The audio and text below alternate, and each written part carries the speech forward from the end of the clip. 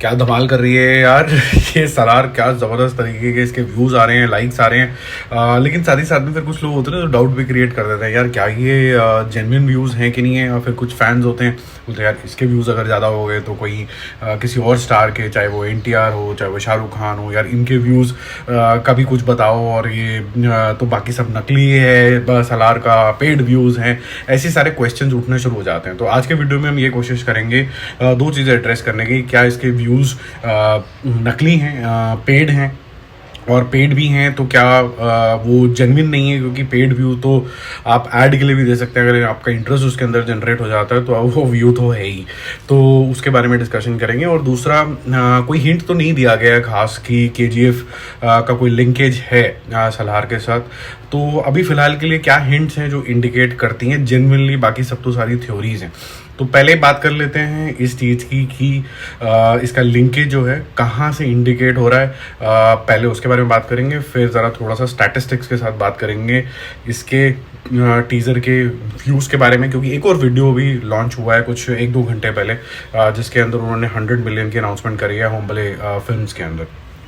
तो अगर आप विकीपीडिया पे जाओगे और वहाँ पर ये सर्च करोगे कि जो KGF है उसके स्टार कास्ट क्या है, और एक पेज आप और खोल लेना कि KGF 2 की स्पेसिफिकली, और फिर आप खोल लेना कि सलार की स्टार कास्ट क्या है, उसके अंदर एक नाम कॉमन आ जाता है, ईश्वरी राव एज फरमान मदर। और फिर सेम मोहतरमा का नाम आता है एज सलार मदर दूसरी जगह। फरमान जो है वो KGF 2 का कैरेक्टर था जो बच गया था अधीरा से, और सलार में ये शायद खुद बड़ा हो चुका है और स्टोरी आगे जाती है KGF से। तो ऐसा इंडिकेटिवली लोगों को लग रहा है, क्योंकि टेक्सचर सेम है। जब अनाउंसमेंट आती है इस मूवी की तो लिखा आता है कि from the makers of KGF। तो ये जानबूझ के किया गया। और इसका जो टीज़र भी लॉन्च हुआ था उसी टाइम पे ही लॉन्च हुआ जब शिप का क्रैश हुआ, रॉकी जब डूब जाता है सेकंड पार्ट के अंदर KGF के।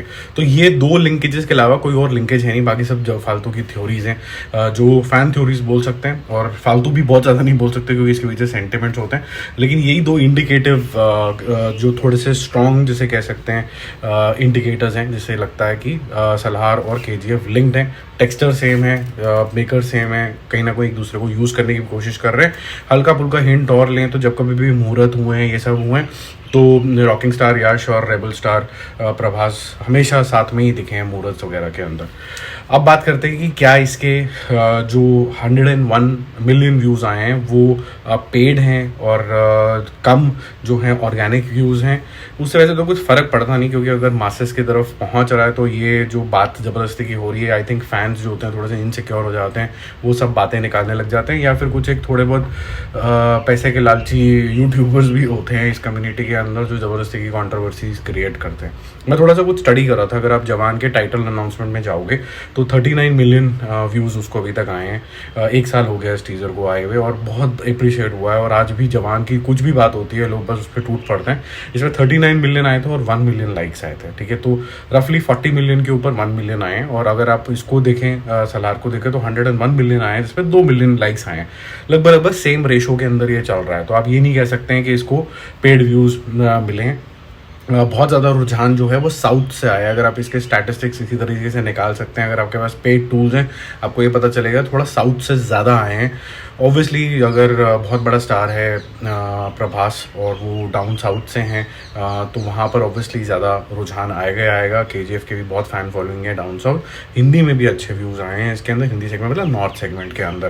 तो ये एक बात हो गई। दूसरा, मैं स्टडी कर रहा था कि जो ये 100 मिलियन का अनाउंसमेंट अभी सिर्फ 2-3 घंटे पहले ही होम्बले मूवीज़ के ऊपर आया है, उसमें लगभग 1 मिलियन व्यूज़ आ चुके हैं और 1 लाख लाइक्स आए हैं। अब ये प्योरली आउट ऑफ सेंटिमेंट्स है, तो इसके जो लाइक और व्यू का जो रेशो है वो करीबन 10% है। तो ये आफ्टर रिएक्शन है जो हमेशा ही बहुत सारे लाइक्स लेके आता है। तो किसी भी तरीके से ये इंडिकेट नहीं हो रहा है। अगर आप NTR का अनाउंसमेंट देखें, NTR 30 का, उसके अंदर भी आपको इसी तरीके की रेशोज़ नज़र आएंगी, जहाँ पर आपको सिर्फ 1-1.5% लाइक्स दिखेंगे। जब बहुत सारे व्यूज़ आ जाते हैं उसके अंदर इतने ही लाइक्स आते हैं। तीसरी बात ये है कि जो सलार की जो लाइकेबिलिटी थी इन टर्म्स ऑफ जो कि किस तरीके का लगा हमें ये वो हल्का सा एक नॉच नीचे है KGF चैप्टर 2 से, क्योंकि KGF चैप्टर 2 में काफ़ी सारे प्लस पॉइंट और भी थे, और जो प्रेजेंटेशन ऑफ द स्टार थी वो भी पहले टाइम से ही दिखा दी गई थी, तो लोगों का इंटरेस्ट बहुत ज़्यादा जनरेट हो गया था। तो ये इंटायरली उस लेवल का तो नहीं है, लेकिन ऐसे नहीं कह सकते हैं कि इसको कि ये बिल्कुल ही पैसे के दम पे या फिर पेड व्यूज़ से ही इतने सारे लाइक्स या व्यूज़ लेके आया है। 2 मिलियन लाइक्स कम नहीं होते हैं, तो बहुत सारे लोगों ने इसका मज़ा उठाया है और they are looking forward to it. इसको बहुत बड़ी बम्पर ओपनिंग मिलने वाली है, इसको कोई नहीं स्टॉप कर सकता। मेरा एस्टिमेट ये है कि जो इसका इस टीज़र के बाद जो बम्पर ओपनिंग लगेगा वो यू विल बी सरप्राइज में भी ये 100 करोड़ कर जाए डे 1 वर्ल्ड वाइड, हो सकता है और बहुत हद तक ये पॉसिबल भी है। हल्की सी अगर इन्होंने हिंट KGF चैप्टर 2 से या फिर 1 से कुछ भी एक लिंकेज हल्का सा बिठा दिया तो 100 करोड़ निश्चित है, इसको कोई नहीं रोक सकता।